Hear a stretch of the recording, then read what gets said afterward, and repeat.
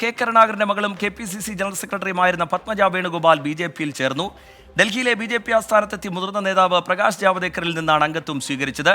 കോൺഗ്രസിനെതിരെ രൂക്ഷ വിമർശനമാണ് പത്മജ വേണുഗോപാൽ ഉന്നയിച്ചത്. തന്റെ പിതാവിനും തനിക്കും കോൺഗ്രസിൽ നിന്ന് മോശം അനുഭവമുണ്ടായി. സോണിയാഗാന്ധിയുമായി കൂടിക്കാഴ്ച നടത്താൻ തനിക്ക് അനുമതി കിട്ടിയില്ല എന്നും കഴിഞ്ഞ തെരഞ്ഞെടുപ്പിൽ തോൽപ്പിച്ചവർക്കെതിരെ പരാതി നൽകിയെങ്കിലും ഒരു നടപടിയും ഉണ്ടായില്ല എന്നും പത്മജ ആരോപിച്ചു. സീറ്റ് തന്ന പാർട്ടി തന്നെ എല്ലാ തെരഞ്ഞെടുപ്പിലും തോൽപ്പിച്ചു. പാർട്ടിയിൽ തന്നെ ദ്രോഹിച്ചവരുടെ പേരുകൾ ഒരിക്കൽ വെളിപ്പെടുത്തും.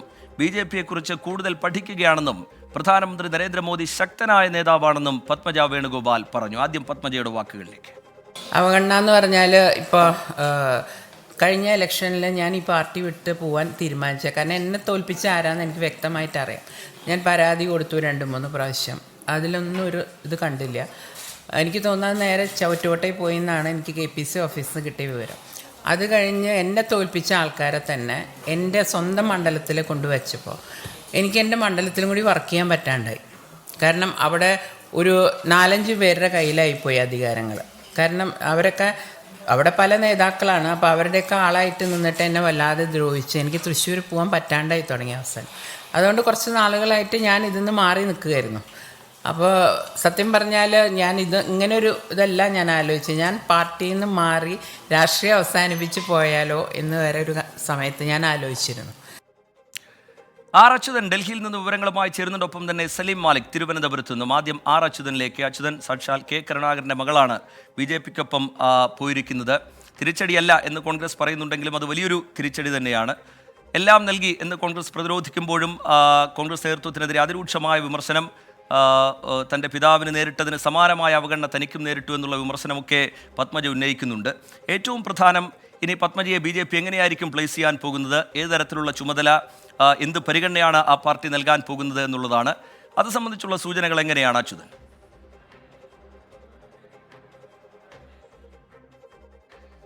റിജിത്ത്, ഇന്ന് വൈകിട്ട് 6:30 ഡൽഹിയിലെ BJP-യുടെ ആസ്ഥാനത്ത് വെച്ച് പത്മജ വേണുഗോപാൽ BJP പാർട്ടിയുടെ അംഗത്വം പ്രകാശ് ജാവദേക്കറിൽ നിന്നും സ്വീകരിച്ചത്. തുടർന്ന് കോൺഗ്രസിനെതിരെ രൂക്ഷ വിമർശനമാണ് ഉന്നയിച്ചത്. കാരണം പല ഘട്ടത്തിലാണ് തൻ്റെ പിതാവിനും തനിക്കും അവഗണനകൾ പാർട്ടിയിൽ നിന്ന് നേരിടേണ്ടി വന്നത്.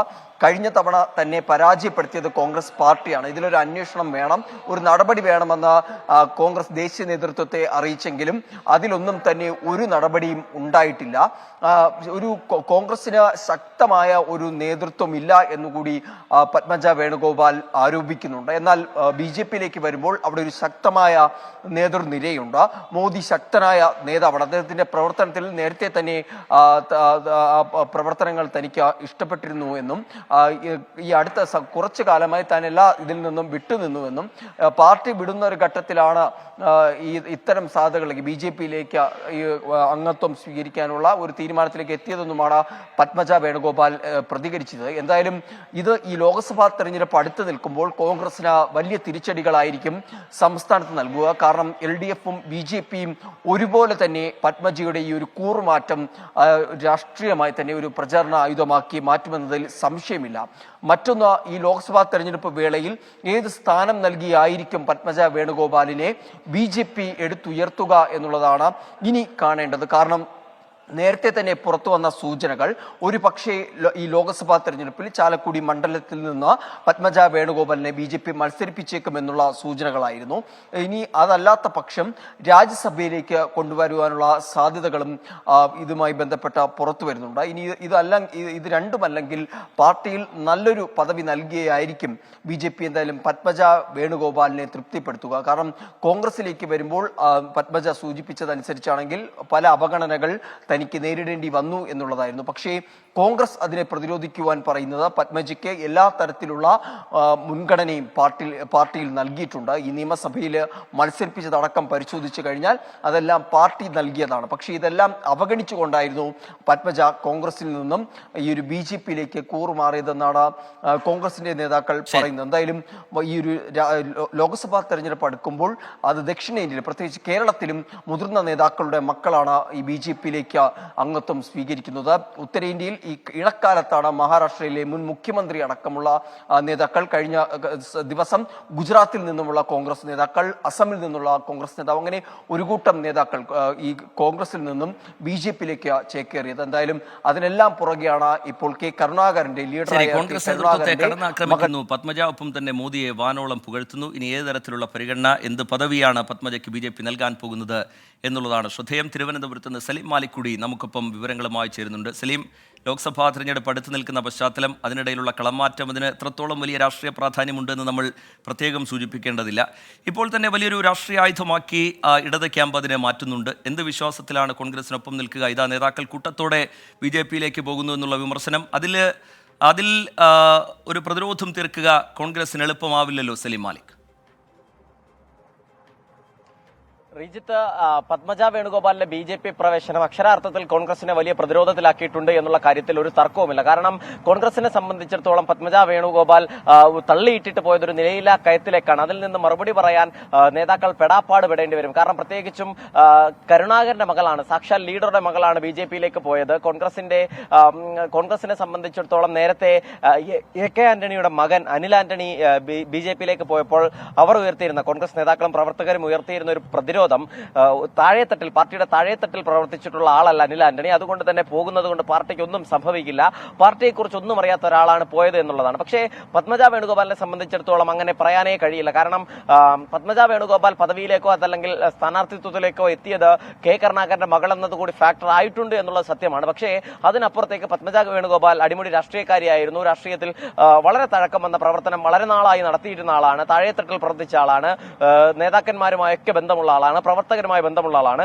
അങ്ങനെ ഒരാൾ, അതും ലീഡറുടെ മകൾ BJP-യിലേക്ക് പോകുമ്പോൾ അതിനെ ഇനി എങ്ങനെ പ്രതിരോധിക്കണം എന്നുള്ളത് കോൺഗ്രസിനെ സംബന്ധിച്ചിടത്തോളം വലിയ വിഷമവൃത്തത്തിലേക്കാകുന്ന ഒരു ഘട്ടമാണ്. മാത്രമല്ല അത് ലോക്സഭാ തെരഞ്ഞെടുപ്പ് കൂടി അടുത്തിരിക്കുന്ന ഘട്ടം. മാത്രമല്ല ലോക്സഭാ തെരഞ്ഞെടുപ്പിൽ സഹോദരൻ വടകരയിൽ നിന്ന് മത്സരിക്കുന്ന ഒരു സാഹചര്യം.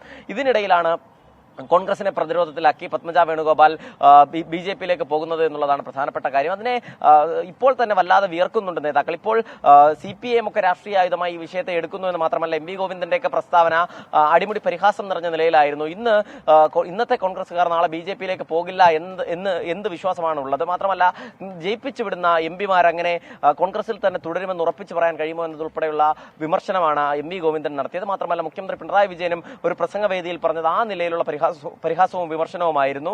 വേണ്ടി വന്നാൽ താൻ BJP-യിലേക്ക് പോകുമെന്ന് പറഞ്ഞ ആളെ ഓർമ്മയില്ലേ എന്ന് കെ സുധാകരനെ ചൂണ്ടി മുഖ്യമന്ത്രി പറയുന്ന ഒരു സാഹചര്യം ഉണ്ടായിരുന്നു. അങ്ങനെ CPI ആകട്ടെ കോൺഗ്രസിന് ഇത് എന്തു പറ്റി, ഗാന്ധിജിയുടെ പാർട്ടി ഗോഡ്സെയുടെ പാർട്ടിയിലേക്ക് പോകുന്നത് ഏത് സാഹചര്യത്തിലാണെന്ന് പരിശോധിക്കണമെന്നായിരുന്നു CPI സംസ്ഥാന സെക്രട്ടറി ബിനോയ് വിശ്വത്തിന്റെ പ്രതികരണം. അങ്ങനെ ആ നിലയിലുള്ള പ്രതികരണങ്ങളാണ് ഇപ്പോഴും നേതാക്കന്മാരുടെ ഭാഗത്ത് നിന്ന് നടത്തിക്കൊണ്ടിരിക്കുന്നത്. അതേസമയം കോൺഗ്രസിനെ സംബന്ധിച്ചിടത്തോളം അതിനെ പ്രതിരോധിക്കുന്നത്, നിലവിൽ കോൺഗ്രസ് പ്രതിരോധിക്കുന്നത് നിരവധി സ്ഥാനമാനങ്ങൾ നൽകിയില്ല എന്ന് പറഞ്ഞാണ് പത്മജ പാർട്ടി വിട്ടത്. പക്ഷേ പത്മജയ്ക്ക് ആവശ്യത്തിലധികം സ്ഥാനങ്ങൾ നൽകിയിട്ടുണ്ട്, വിജയസാധ്യതയുള്ള മണ്ഡലത്തിൽ നിന്ന് സീറ്റ് നൽകിയിട്ടുണ്ട്. എന്നിട്ടും പോകുന്നെങ്കിൽ പോകട്ടെ, സാധാരണ പ്രവർത്തകർക്ക് ഒരു ചുക്കും സംഭവിക്കില്ല എന്ന നിലയിലുള്ള പ്രതിരോധമാണ് നടത്തുന്നത്. മാത്രമല്ല അല്പസമയം മുൻപ് വരെ തിരുവഞ്ചൂർ രാധാകൃഷ്ണൻ ഉൾപ്പെടെയുള്ളവർ പത്മജ പോകില്ല എന്നൊരു ആത്മവിശ്വാസം പ്രകടിപ്പിച്ചിരുന്നു. രാവിലെ MM ഹസൻ UDF കൺവീനർ പ്രസംഗത്തിൽ ഇത്തരത്തിലുള്ള രാഷ്ട്രീയ കൂറുമാറ്റത്തിനെതിരെ സംസാരിച്ചെങ്കിലും ബൈറ്റിൽ അദ്ദേഹത്തോട് ചോദിച്ചപ്പോൾ, മാധ്യമപ്രവർത്തകർ ചോദിച്ചപ്പോൾ പറഞ്ഞത് പോയിട്ടില്ലല്ലോ, പോയാൽ ആ ചോദ്യത്തിന് മറുപടി പറയാമെന്നായിരുന്നു.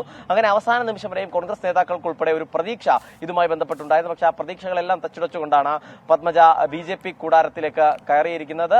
അതിന് ഈ ലോക്സഭാ തെരഞ്ഞെടുപ്പിലെ പ്രചരണത്തിന് പോകുമ്പോൾ ഒപ്പം തന്നെ ഇനിയുള്ള രാഷ്ട്രീയ ചോദ്യങ്ങൾക്കൊക്കെ കോൺഗ്രസ് മറുപടി പറയേണ്ടി വരും. ആ മറുപടി അത്ര എളുപ്പത്തിൽ കോൺഗ്രസിന് പറയാൻ കഴിയുന്ന ഒന്നുമല്ല. കാരണം ഒന്നിനു പുറകെ ഒന്നായി കോൺഗ്രസിന്റെ നേതാക്കൾ BJP-യിലേക്ക് പോകുന്നു. ഇപ്പോൾ തന്നെ BJP-യുടെ സ്ഥാനാർത്ഥി പട്ടികയിൽ പോലും മുൻ കോൺഗ്രസ് നേതാക്കളുടെ ഒരു വലിയ നിരയുണ്ട് എന്നുള്ളത് കൂടി ശ്രദ്ധേയമാണ്. അതുകൊണ്ട് തന്നെ അത് ഉത്തരേന്ത്യയിൽ മാത്രം നടക്കുന്നതാണ് എന്ന് കോൺഗ്രസിന് ഇനി ചുരുക്കാൻ കഴിയില്ല. കേരളത്തിലും പ്രധാനപ്പെട്ട നേതാക്കൾ ഉൾപ്പെടെ BJP-യിലേക്ക് പോകുന്ന ഒരു സാഹചര്യമാണ് കോൺഗ്രസിനെ പ്രതിരോധത്തിലാക്കുന്നത്.